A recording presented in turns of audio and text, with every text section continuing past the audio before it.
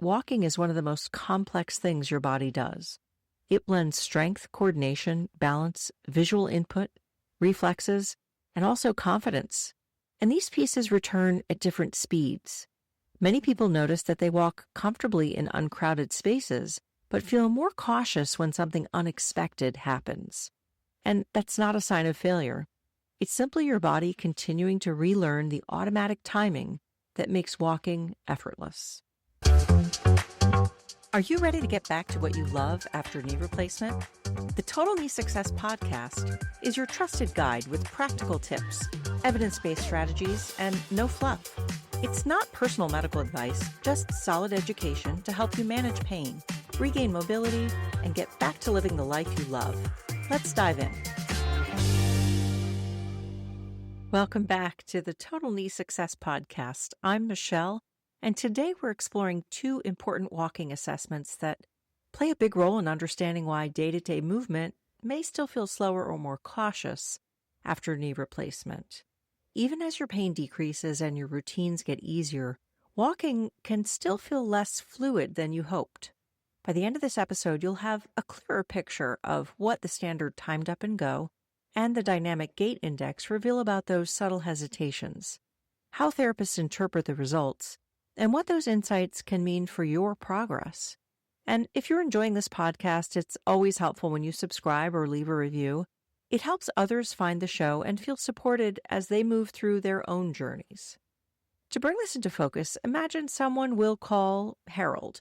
His story reflects what many people experience after knee replacement. Harold isn't a real patient, and let's say that he's far enough along in his healing that basic household activities feel manageable again. He can carry laundry up the stairs, water the plants in his backyard, and move around his kitchen without any major issues. What stands out for him, though, is something a bit different than the examples we've talked about before. His straight-ahead walking feels fairly smooth, but weaving around his living room furniture is where he notices subtle changes. And when he heads to the grocery store and someone stops short in the aisle, he feels a small delay before his body adjusts so he doesn't bump into them. And when he steps off a curb, he senses that his body takes an extra moment to organize the movement before he commits to the step. He's not unstable and he's not afraid. He just feels a brief moment of recalibration that wasn't there before surgery. If you've been in physical therapy, you might have taken some of the common walking assessments without fully understanding what they were for. And many people do these tests and wonder why therapists pay so much attention to something they do dozens of times a day. These assessments can look simple, but they reveal a lot about how your body is managing the coordination, balance, timing, and confidence needed for steady walking in multiple environments.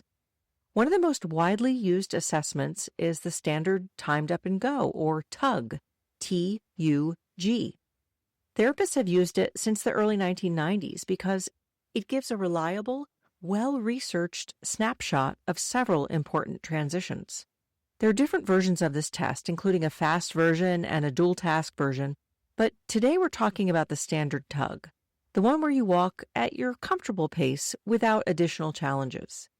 That's the version most people encounter in physical therapy, and it provides the clearest picture of a basic functional mobility. When I perform the standard TUG with someone like Harold, I start by having him sit in a regular chair.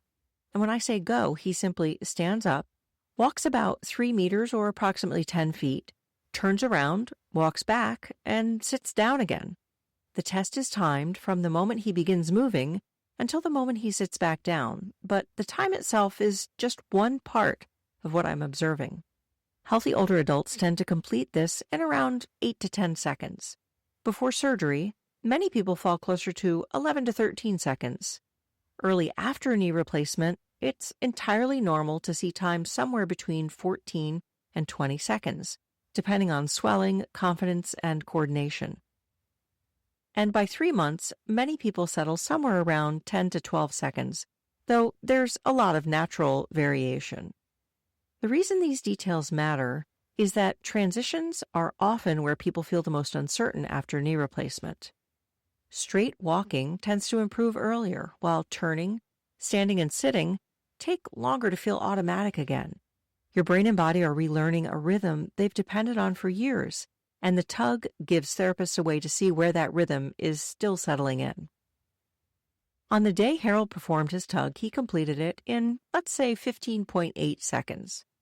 That time fits very well within what many people experience 7 or 8 weeks after surgery.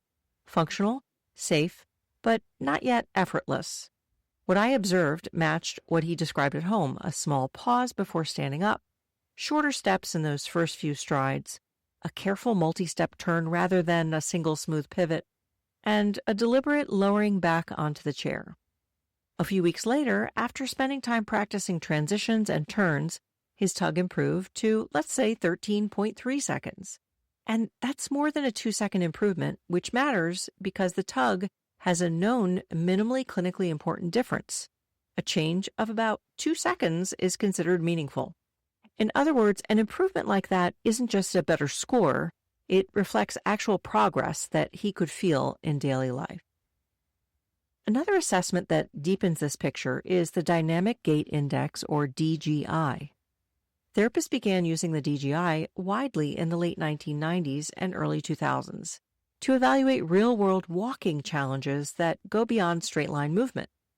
If the tug shows how well someone handles core transitions, the DGI reveals how smoothly someone adapts when the environment or task changes.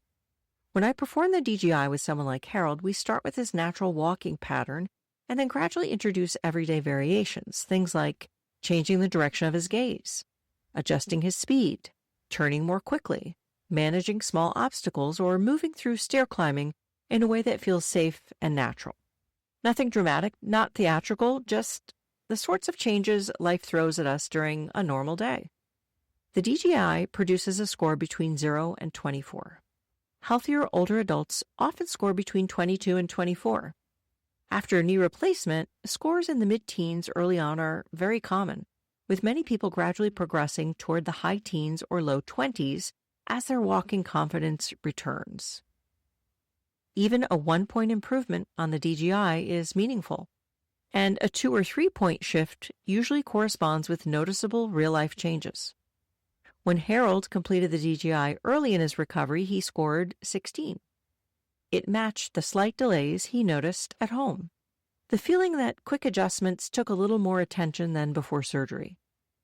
Later, when his score increased to 19, that 3-point improvement showed up in his daily life as smoother direction changes, quicker reactions, and fewer pauses when something unexpected happened in front of him while he was walking. When we put Harold's tug and DGI results together, we gain clarity about the patterns he's been noticing. His straight-line walking may feel fine, but the tug might show that transitions are still cautious, and the DGI might reveal hesitation during quick adjustments or environmental challenges. These tests help therapists pinpoint the exact areas where additional practice or support can help daily walking feel smoother and more predictable. What's important to remember is that walking is one of the most complex things your body does. It blends strength, coordination, balance, visual input, reflexes, and also confidence. And these pieces return at different speeds. Many people notice that they walk comfortably in uncrowded spaces, but feel more cautious when something unexpected happens. And that's not a sign of failure. It's simply your body continuing to relearn the automatic timing that makes walking effortless. If you'd like more education, resources, or support, you can always visit totalkneesuccess.com. And if this podcast has been helpful for you, it makes a real difference when you subscribe or leave a review. It helps other people find the show and feel supported on their own path. Remember, every time you practice movements, even in small everyday movements, your body is strengthening its patterns. You're building confidence with each step, each turn, and each adjustment. Progress often unfolds quietly at first, and then one day you notice you're moving with more ease than you'd expected. That's the result of your consistent effort, and that consistent effort truly matters. In our next episode, episode 25, we're going to explore wearable technology and how devices like activity trackers and smart sensors can support your balance, your walking confidence, and your day-to-day routine after knee replacement. We'll talk about what's actually helpful, what you can ignore, and how to use those tools to support the goals that matter most to you. I'm Michelle. This is the Total Knee Success Podcast, and here's to you getting stronger and walking more confidently every day. This podcast is for educational purposes only. Discover more at totalkneesuccess.com, and be sure to subscribe and share, because every step forward takes you closer to living the life you love.